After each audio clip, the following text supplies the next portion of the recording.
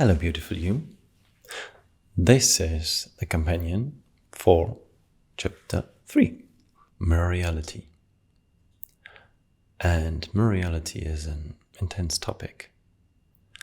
Like, if you just look at it from the outside in a very simple way, it's very easy. Just, okay, our reality unfolds in alignment with our inner world. Whatever is inside of us creates our outside reality. And it can be seen as not very deep. It's just a functionality of reality. And the core functionality is from the other side, from the outside in. Like whatever happens in the outside world informs us what is happening in our inside world. That is why everything that is happening, like something that triggers us, something that elicits an emotional response, is always informing us that there is something that we can look at. Look at doesn't necessarily mean analyze. In the book and later chapters, you will get some guidance of how to analyze if you choose to do that. Yet look at can also mean being present with. Like, okay, there is an energy there, and how can I be present with that? The answer is very simple: by choosing to.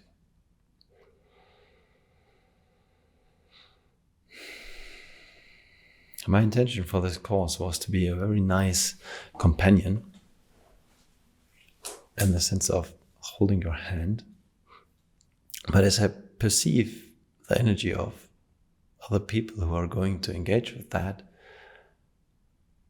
I see that you're ready for engagement. So all of you, please feel cuddled and held. That just means that this chapter, this video that is supporting you with chapter 3 will be a little bit more intense than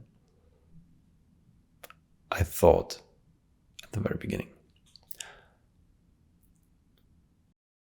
So, everything that is happening outside is a mirror of what is happening inside. What does that mean?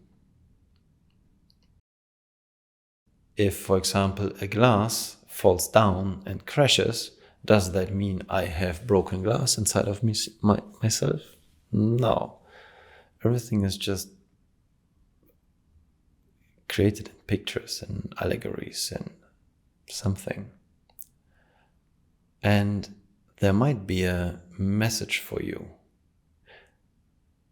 It might be just an outside expression for that you have let go a lot of tension, because that is what happens when glass breaks, tension is released.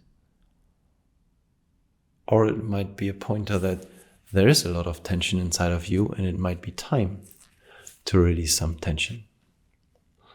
And neither is right or wrong, and the correct answer is not really relevant of small stuff like that. Yet if you're curious, you can always just know by asking yourself the question without the expectation of an answer, and will still be there.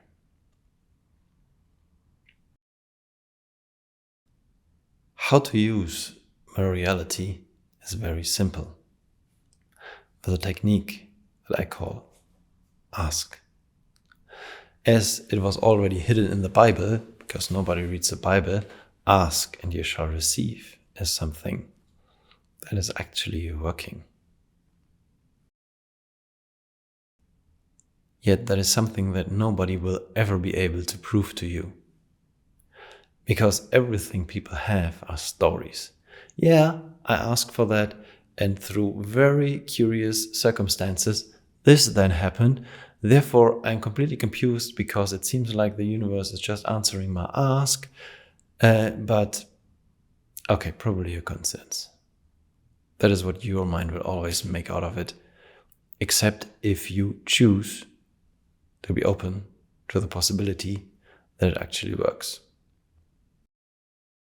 But there is a little bit more to it. If you have an outcome that you desire, a reality, a feeling,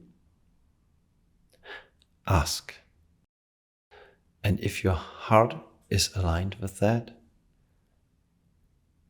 the universe will respond. The way that I do it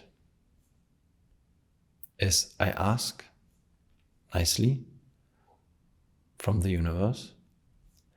And what I ask for is, dear universe, please show me everywhere that I am not aligned with that outcome that I ask for.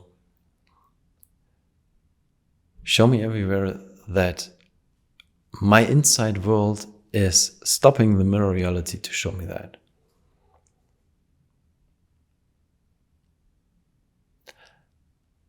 And then life usually gets interesting, because the universe triggers me into looking at things. The universe shows me stuff. The universe guides me on ways. Until, under often very curious conditions, what I have asked for is in my life. Often it doesn't look the way that I thought it would look, but I still have to acknowledge it's there. And the way to get there is ask and then demand of yourself to be and do whatever is necessary in order to get there. Because what often happens is, for example, let's say you ask for more money. Hey universe, what does it take to make 10,000 euros a month, $10,000 a month, or twice the income that you currently have?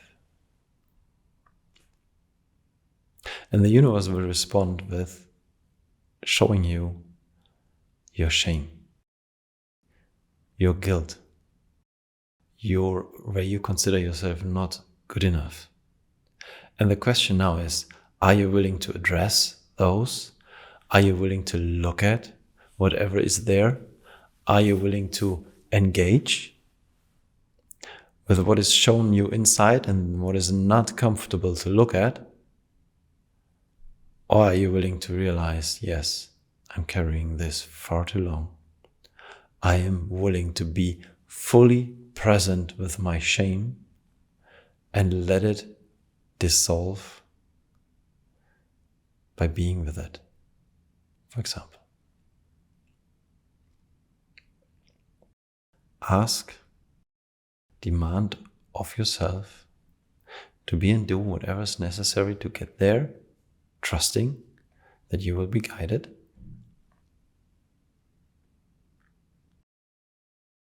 And then stay with that demand.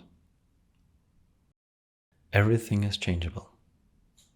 You are the creator of your reality and everything is changeable. And now the question comes.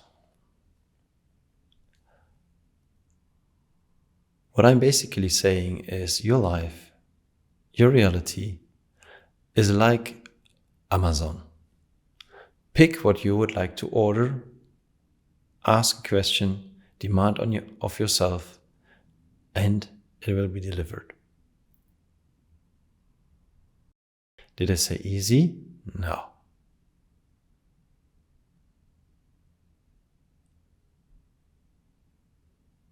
And that is something that is sometimes tough to swallow. You can ask for anything. You can ask for everything. But the question is, are you willing to be and do whatever is required in order to get there.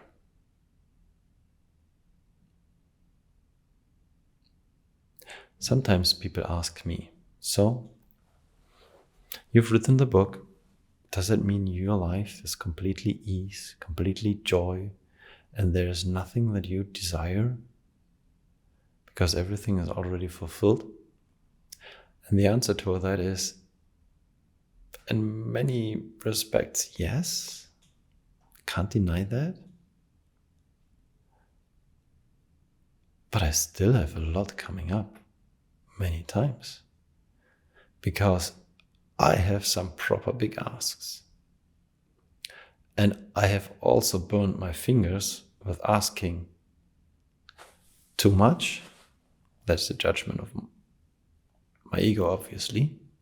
But asking where I then struggled with demanding of myself, of being and doing whatever is required to embody that.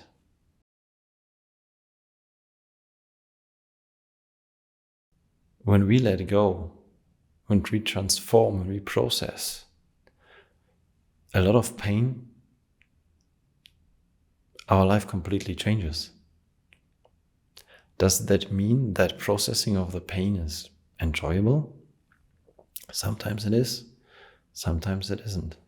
Sometimes it means having a beautiful cry in the forest, and afterwards we feel so much lighter that we only can store that experience as delightful. And sometimes it means sitting in our room hating ourselves for hours and hours, where that hate, when you're very conscious, you can feel that that hate is just stored emotion coming up. And it is completely obvious that having that in our system, in our cells, in our body is not serving us in any way. Yet does it mean that that experience of self-hate coming up is delightful? No, not from my point of view at least. Does it serve us to process it? Yes. Is there a pull when it comes up to just push it away again? Of not being present with it, of not being willing to process it, of not realizing this is something that is old, that is not serving me, and all I have to do is to be present with it for a moment, and then it will dissolve because it just wishes to be seen. And often enough, it's not even ours. Like, we are powerful creatures, and we are healing. We are willing to heal so many other bodies, so many other people, so many ancestors, so many, like, whatever story that you would like to engage with.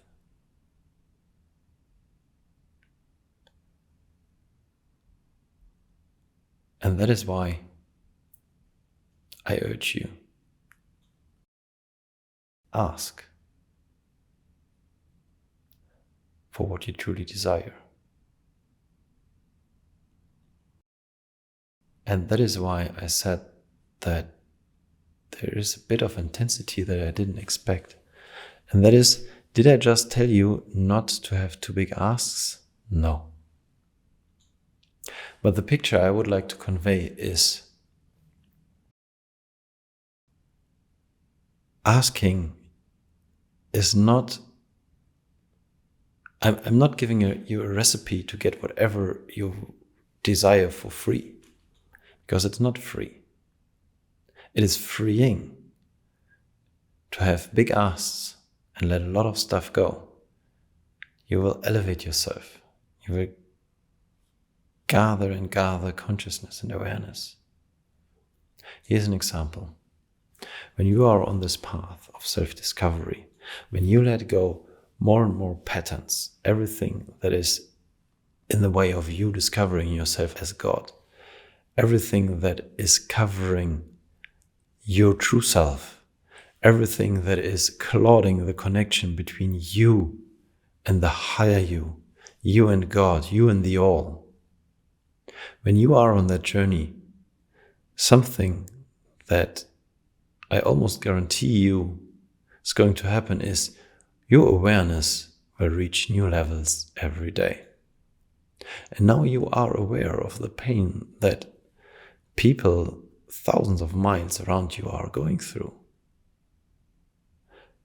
And at the beginning, that is just overwhelming until you realize you don't have to do anything with that. You're just aware. There is no more fulfilling journey than exactly that journey, but it is like hiking a mountain. It is exhausting sometimes, and it is fulfilling. Except sometimes when you're there processing something that, let's say, you pushed on for a reason, and the reason was it was too hard to process at that time, and now you're able to process it. It doesn't mean it's not hard to process it. And the game with the ask is, yes, you can change everything. And I applaud everybody who has a big ask or has many big asks. I applaud everybody because that is the way that we move forward in this lifetime, in our consciousness. It isn't easy all the time, but you can ask for ease. And a lot of beliefs will come up that everything has to be difficult, that we earn something by going through difficulties, and it isn't necessary, except if you make it necessary. So what would it take for you to enjoy the mirror? Because it is just there to be enjoyed. What would it take for you to play with it? Play with it consciously. Ask just for the fun of asking. And allow yourself to let go of everything that is not in line with your true being, and you're willing to let it go. Everything is changeable. Everything is changeable. Everything is changeable. The question is only, are you willing to be and do whatever is necessary to change it after having asked for it, to be in partnership with the universe? Because you can't not be, because the universe is you. Your reality is you creating a reality for yourself to play in. And all the other people are just there in order to support you playing in your reality. And everywhere you think you are the victim of other people, instead of knowing that they are actors playing in order to create your reality in a way that is a perfect mirror for your inside. You can just let it go. You're paying the actors well. They are doing exactly what is required. There is no victimhood ever, anywhere. You are creating your reality from your internals as a perfect mirror. And yes, there is a time lag. When you spend an evening really diving into self-love, does it mean the next day in the mirror will be beautiful because you topped up your self-love? Sometimes it is. And sometimes you will spend the next day crying because that self-love that you invested into putting into yourself will just dissolve so many things that are in the way of you creating a reality of truly loving yourself. It often comes different than we expect it will. But it's always progress. It's always serving. It's always us creating a game for ourselves. Thank you for listening. Enjoy your day.